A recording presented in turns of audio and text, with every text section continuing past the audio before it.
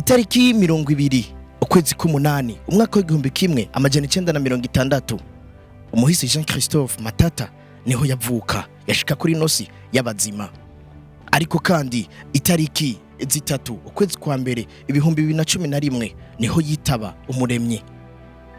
Kuri no tariki zitatu z'ukwezi kwa mbere umwaka w'2021 niho hari haramutswe haja gushigwako Amashugwe Kuntatemwa Yiwe muhisi Jean Christophe Matata. Yahoze ari umuririmvyi w'igihugu, yahoze ari umuririmvyi aha agaciro Uburundi aho yaseruka hose mu makungu. Yitavye Imana tutanka, benshi bararira abandi bati ntituzigira tukwibagira, ntuzigera uva mu mitima yacu. Romeo, Bochum, Big Bass baherekejwe n'abandi niho bashobora gushika kuri no Ntatemwa ya Jean Christophe Matata umuririmvyi w'Uburundi. Ni bumwe mu butumwa bwari bwashoboye kwandikwa na Amical cyo kimwe na Romeo agiye kuyobora Amical muri kino gihe. Ariko nkuko ibona kuri no Ntatemwa nta baririmvyi canke n'abanyagihugu benshi bari bashoboye kuhashika. Twashoboye kuganira na Bochum, Big Bass ndetse na Romeo. Umviriza uko batuyagiye n'impamvu baje nico biheza bikungura umutima iyo uje kunamira uwapfuye canke uwagiye utanka. Je banyita Allen the Real, iyi ni Indundi TV.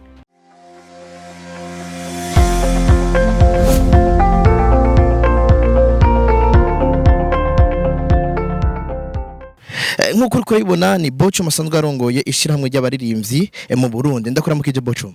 Amahoro cyane. Ameze neza. Yego turaho. Kuri uyu munsi mwari mwashoboye kuza kunamira Intatemwa y'umuhisi Christophe Matata. Yakora iki mwari mwashimye kuza kunamira uyu muhisi? Ni giki kintu mwe mwiyumvise mwe yuko nimwakora kino kintu beza bikabungura muri mwebwe? Mu bisanzwe Jean Christophe Matata ari mu bantu bagerageje gukorera umuziki w'u Burundi. Kandi nawe nyene twari kumwe muri Amical de Musiciens de Burundi.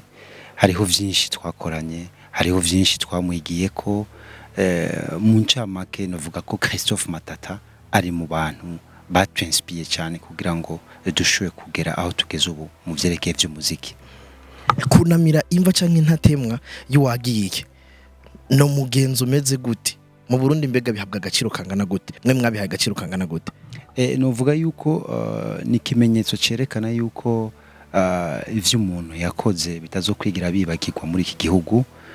Yarateye umushinge muri industrie musicale y'u Burundi. Nico gituma abartiste bwa mbere tutazokwigira tumwibagira, hamwe n'abarundi benshi bamukunda kuko murazi umu-artiste ntapfa.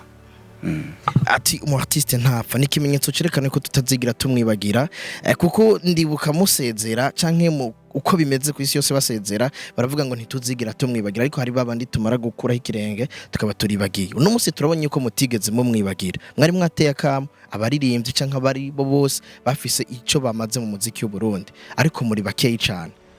Ibiki kintu giha ishusho imeze gute nkawe? Uno munsi ni umunsi wa Mungu, benshi bagiye ku masengero.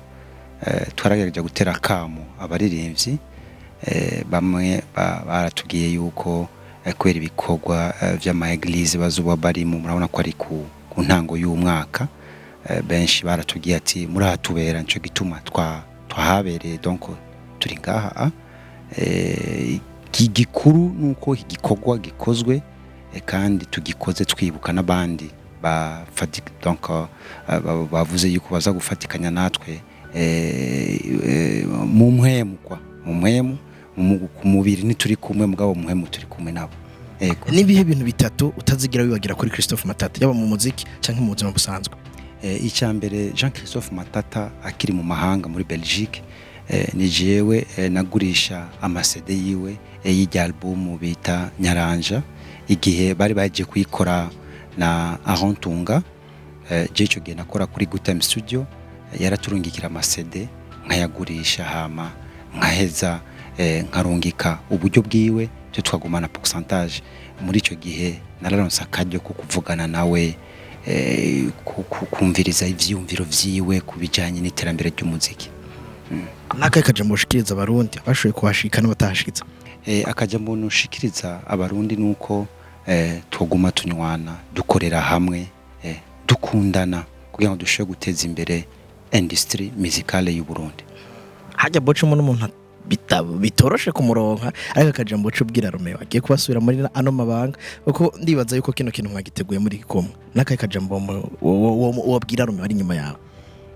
Nibaza ko Romeo arazi vyinshi. Romeo twarabanye, twarashoboye gukorana vyinshi, twarashoboye guteza imbere kuduza iyi industry musicale. Novuga yuko ugugwaruka rushasha ruhari ruratuzi bihagije, kuko Romeo yari afise studio, nanje nari afise studio, twarahanahana ibikoresho vyo gukora umuziki tuduza abartiste. Ngira vyinshi narabivuze, no icyambere no kumukeza gusa, Imana imorohereze mu gikorwa giye kurangura. Twe natwe turi nyuma yabo, tuzoguma tubafasha, tubakebura, tugerageza gushira abantu hamwe kugira ngo umuziki utere imbere. Ndagushimira cyane. Murakoze cyane. Hano inyuma yanje ndi kumwe na Romeo Igwe. Ndakura mukije. Amahoro. Meze neza? Ni sawa. Ariko kandi nimba twahituje kuyaga no wadusize, nibaza yuko atakubabara twaje kumwereka ko turi ku. Oya nta wobabara. Ego nivyo ni gikorwa kitwibutsa igihe cy'umubabaro. Mugabo nta wobabara kuko nka jewe nsanzwe ndi umukirisu, turemera yuko uyu mwene wacu burya ngaha tuje kuraba ahabitse umubiri wiwe nayo umutima we turazi kuri mwijuru. Na cyane cyane ko abaririmvyi dufise iyo privilege kuririmba ngo nugusenga kabiri. Urumva rero ari mu bantu bari buryo bwa data. Rero kuri ico sinobabara kuko ari heza mwijuru. Ego. Nibihe bintu bitatu woba wibukira ko Christophe Matata mu muziki? Nibihe bintu bitatu woba mwibukira ko mu buzima busanzwe n'imbore waragize bakojyo kwicarana nawe? Jewe natangwe kubona Matata ndi umwana muto cyane. Ari mu bantu bampamagaye muri iki gikorwa cyo kuririmba kuko yarandyohera cyane. Ubwa mbere ndamubona bwabaye ubwa mbere mbona jewe niho bwabaye ubwa mbere mbona concert live ari kumwe n'abavyeyi banje. Ico gihe Matata yari yagendeye aho naba mu ntara ya Kayanza. No kuri byari ibintu bisiga ubwenge kuri uwo mwanya, kuri ugo rugero nariko byarasiga ubwenge cyane. Ncankura mu mutwe harimo iyo sanamu y'umuririmvyi agira show kabisa, abantu bagatamba bagasimba bakagira gute. Hanyuma mu nyuma maze kwinjira muri uyu mwuga niho naronka akaryo ko kubonana nawe, ko kuganira nawe, ndetse hariho n'akaririmbo nari nanditse kazuke kari mu gifaransa. Ndaronka kanya arambwa ati nzo gufasha kukaririmba ninaronka umwanya, ati mugabo ngomba mbanze nje mu giteramo kizobera South Africa, ati ngarutse zoga gufasha kukaranja tukaririmbane. Mugabo rero malheureusement ko kanya ntikabonetse kuko mukamacha mukunda acara mwiyegereza. Mugabo vyinshi twarabyaze, yaratubwira ati muri studio bakora gutya, yarafise na icuma ca enregistrement ya 8 pistes, novuga enregistreur analogique. Yaranyereka ati iyikora gutya itanga umuziki mwiza, sico kimwe ni muziki w'imashini, mugabo iragoye gukoresha. Ivyo byose byari mu bintu yari yanyemereye kuzonyigisha ko sinashoboye kuronka kajyo gukorera kuri enregistreur analogique. Mugabo urumva hariho ivyo twebwe dutegura nk'abana b'abantu n'ivy'Imana iheza igategura. Nuvuga ko ahanini impanuro yari yampaye n'ubu ndacazigendera, ndagerageza kubikorera kuyo ndiko ndaririmba, iyo ndiko ndandika, iyo ndiko ndategura, ndetse mu mpanuro yampaye nkaheza nkahako n'abakiri batoya kuri jewe batoya banje ambya ni burya bakera batubwira ibi nibi dukwiye kwigenza gutya kugira ngo dushike ngaha. Ego zimwe mu mpanuro yo yaraguhaye ubutaragira ibako ryo kwicana Romeo ariko reka rakurikirana kino kiganiro. Uno munsi twaje kumugendera niza impanuro wocu babwira kuri zimwe yari yaragusemuriye. Impanuro ya mbere Matata yakunda kubwira abantu bose twari kumwe muri generation yacu, atubwira ati ntimuze mu binsimba rubebe, ntimuze mugendeze hejuru, murama mucisha bugufi kandi musonere ababakurira, kuko nimutasonera ababakurira ivyo muri ko murakora vyose bizocika umuyaga. Banza musonera ababakurira kugira ngo mushobore kwicara iruhande yabo, mwumvikane, mwumvirize iryo bababwira. Rero ico uba n'umuco no kubandi, nkumbure ntararonka kajyo kubabwira batari bazi, nkumbure n'abandi namanda bibwira. Yarigeze no kubaca umugani ati uwonza gusiga ndamurinda. Ati buje ndabahanura ntimushake kumva, mugabo ejo ni mutabikurikiza muzobona yuko vyari ngombwa yuko mutegereza kwicara mugakurikira intuze ya impanuro z'abakuru. Ego hari ukuntu umengo mu muziki Burundi Romeo hariho kwirengagiza ibintu bimwe na biriya. akamu kari katewe nibaza yuko nkuhamagara naho agiye ati ntimwashize ko mwanya risangapi ariko akamu nakitavye kino kintu kuba tutacitavye turi benshi ntibiheza bigatanga isanamu mbi. Urabona ikintu nk'iki novuga yuko ku baririmbyi b'abarundi biri regrettable mugabo nibaza ko iyo tuza kuvuga ikindi kintu cyo kuja kuvuza umuziki gutayaya bari kucita bari benshi. Ni bimwe nyene yari nako ndakubwira biri mu mpanuro yadusigiye bamusonera ababakurira. Ibi iyo byo kuza ngaha kunamira intatemwa z'abadukurira biri muri ivyo nyene byo gusonera abadukurira.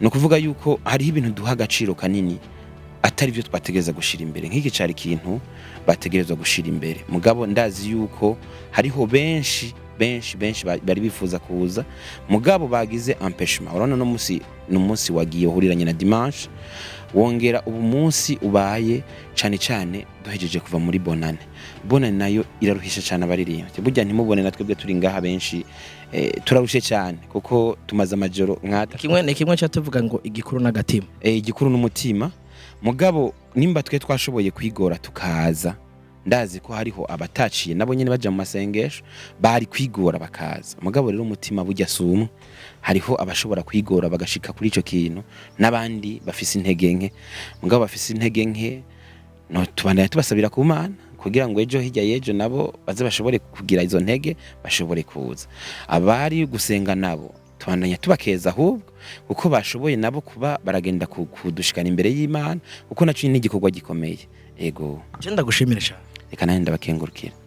Hano ndi kumwe n'umuhinyanyuzi Big Bass ndakora mukije ndabaramugije cyane kubera ko n'umunsi mwari mwazindutse kuri ino Intatemwa ya Christophe Matata umuhize twazindutse hano kugira ngo tumwibuke twongere tumare umwanya hano turi kumwe nawe kunamira wapfuye wowe bihagaciro kangana gute mu migenzo y'ikirundi kunamira wapfuye no kuvuga n'umuntu yagiye mutanga amaze kugana mutanga iyo bishitse ujya musafiriye ko muramwibuka umuryango mwese mukajama mukibuka tera umunsi twarabuze umuntu kuko n'umuntu yarafise akamaro mu muryango yego uburagize ibakwe ryo kumva Christophe Matata canke kumubona nibihe bintu wakunda kuriwe canke nibike bintu yuvuze ati uno munsi ntagihari uca umwibukirako bo Christophe Matata ari nk'umurundi wese ntiyobikina amwibukirako kuko wumvise n'indirimbo yakora yaririmba ama message yatanga mu ndirimbo ziwe wabona ko n'umuririmvyi yakora ikintu akunda